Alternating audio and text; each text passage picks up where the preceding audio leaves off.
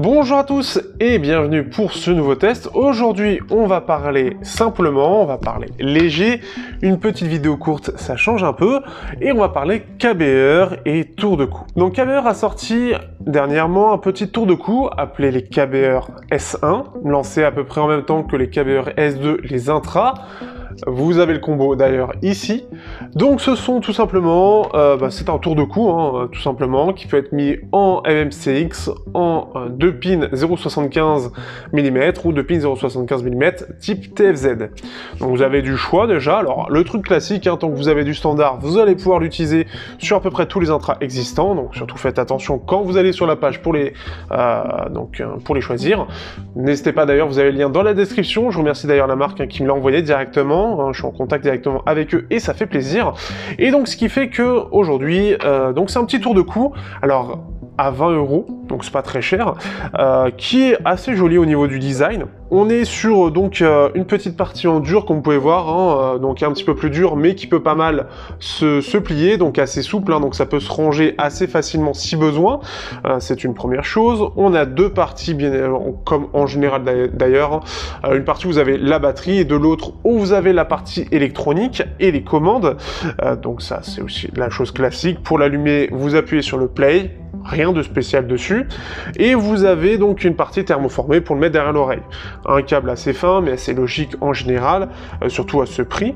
J'aime bien le côté un petit peu plus argenté sur les bords en fait du tour de cou, ici sur vraiment sur les bords. Ça change un petit peu des côtés mono, j'ai envie de dire monocouleur, je sais pas si ça se dit. Mais ce qui fait que voilà, ça donne une petite touche supplémentaire qu'il y a assez rarement. Après, en soi, on est sur un tour de cou, tout ce qui est de plus classique en termes de configuration. On a du Qualcomm, vous allez avoir la configuration, je crois que je vous l'ai mis au début dans tous les cas.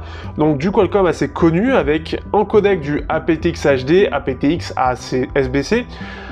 Et bon, rien de spécial dessus, les codecs c'est les codecs, mais avoir du HD, ça n'a pas grand chose de fou. On a quand même l'un des derniers Qualcomm dans tous les cas en termes de puces pour le traitement.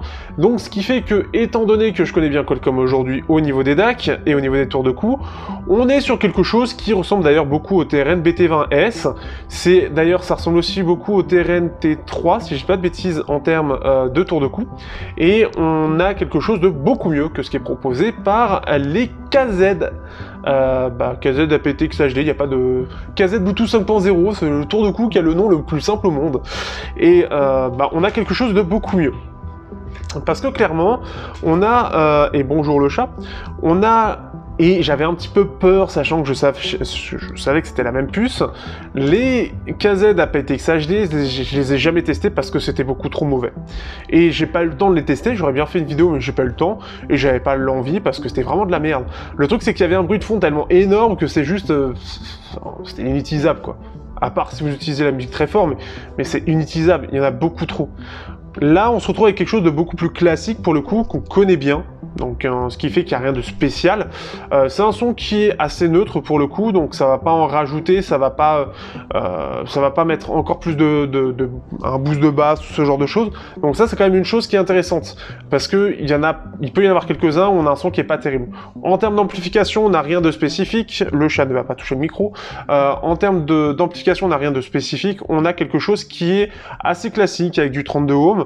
Donc la plupart des intras aujourd'hui sont compatibles, donc il n'y a rien de spécifique, mais ce qui est un petit peu gourmand, c'est un petit peu plus compliqué de les driver, mais normalement vous n'aurez pas de soucis.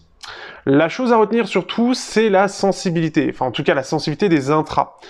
Comme c'est du Qualcomm dedans, du Qualcomm classique, il n'y a pas de puce particulière dedans, on est ce qui est intégré par Qualcomm, et bien si on a des intras un peu sensibles, ou surtout avec des armatures équilibrées, on aura un souci de bruit de fond, donc de souffle, qui va être présent. Je les ai testés sur divers intras, donc par exemple ici justement j'ai mis les KBR KS2, histoire d'avoir le duo, sachant qu'on peut l'acheter en duo, des très bons intras en signature en V d'ailleurs, si vous avez envie de vous faire plaisir, vous pouvez y aller, mais le problème étant que le souffle se ressent, parce que justement les médiums, enfin surtout les aigus ressortent et ils sont assez sensibles, et ce qui fait qu'on a quelque chose qui est, malheureusement, on a du souffle et un souffle qui est présent.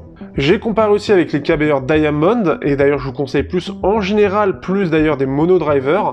Les KBR Diamond, que vous avez ici avec leur belle petite boîte, tout ça, que j'apprécie beaucoup aussi, eux on les entend beaucoup moins. Enfin, on l'entend quand même un petit peu, mais c'est très léger, c'est beaucoup plus léger, il s'oublie beaucoup plus facilement, ce qui fait que si vous mettez la musique à faible volume, vous l'entendrez beaucoup moins. Donc je vous conseille réellement d'avoir, c'est plus sur du mono driver, de l'utiliser sur du mono driver plus que sur du multi driver, parce qu'en général, avec les armatures équilibrées en tout cas, ça a tendance à ressortir. Ou alors quelque chose qui va pomper un peu de jus, hein, histoire d'eux, et comme ça ils seront moins sensibles, et donc ils vont, le bruit va moins se sentir. Donc c'est un peu comme ça que je vais dire ça. Autre avantage sur celui-là, c'est qu'on a 10 heures d'autonomie. Ce qui est pas mal du tout, aujourd'hui avec les trous wireless, etc., on est plus aux alentours des 4 à 7 heures. Là on est sur du tour de cou, on est sur du 10 heures. C'était proposé d'ailleurs par les TRN BT20S Pro, mais vu qu'ils m'ont lâché, bon, je ferai pas de test dessus. En tout cas, c'est pas prévu pour l'instant. Mais ce qui fait que 10 heures, on est sur quelque chose qui est plutôt bien autonome, là où les anciens tours de cou étaient plus aux alentours des 6-7 heures. Donc c'est une évolution quand même de ce point de vue-là. On a quelque chose qui est quand même pas mal autonome. Donc c'est assez bien tenu et c'est une bonne chose. Rapidement pour finir la vidéo, on va regarder un petit test qui a été fait par Deepak sur Edfi justement. Donc on a une reproduction qui est semblable à ce qu'on attend. La qualité des appels est bonne, c'est quelque chose que je teste jamais. Comme ça vous avez un avis sur cette partie-là. Vous avez donc le choix des connecteurs, hein. Donc comme je l'ai dit, on a vraiment ce choix des deux gros standards, avec en plus de ça pour le côté 2 pins, le choix des différents standards, mais comme ça permet d'être pour tout le monde. Par contre, sur voilà, donc ce qui est dit, quand on a des intras sensibles, on a un souffle qui est audible, pas de LDAC, on s'en branle. aptX limité au 2448 576 kbps, sachant que l'aptX HD c'est du 576 kbps par seconde, donc je vois pas le problème, en sachant que dans tous les cas, même du AAC est normalement largement suffisant sur la plupart des intras et sur la plupart des casques aujourd'hui. Donc parler de codec HD, c'est beaucoup plus marketing qu'autre chose, pour rappel. Ne pas courir avec, parce que ça crée en fait avec les coûts que ça donne, des trucs de commande, donc ces parties-là, je le reprends, ces parties-là, en gros, ça va s'entendre le long du fil, ça va conduire jusqu'aux intras, donc ça, c'est un peu le souci, c'est que ça va s'entendre, donc c'est un peu dommage de ce point de vue-là, et ce qui fait que c'est un peu le défaut. Pour le défaut des codecs, franchement, c'est vraiment pas un souci, enfin, je veux dire, on a de toute façon pas un DAC très développé, donc avoir du LDAC pour avoir un DAC qui est pas très développé et qui saura pas le décoder dans tous les cas, même si le LDAC est très surcoté, bon, c'est pas grave, surtout pour ce que ça consomme en plus de ça. Bref, j'espère que vous aurez apprécié ce test, on se dit à bientôt pour un prochain test. Si vous êtes intéressé, n'hésitez pas dans la description, et on se voit bientôt pour un prochain test sur Technoid.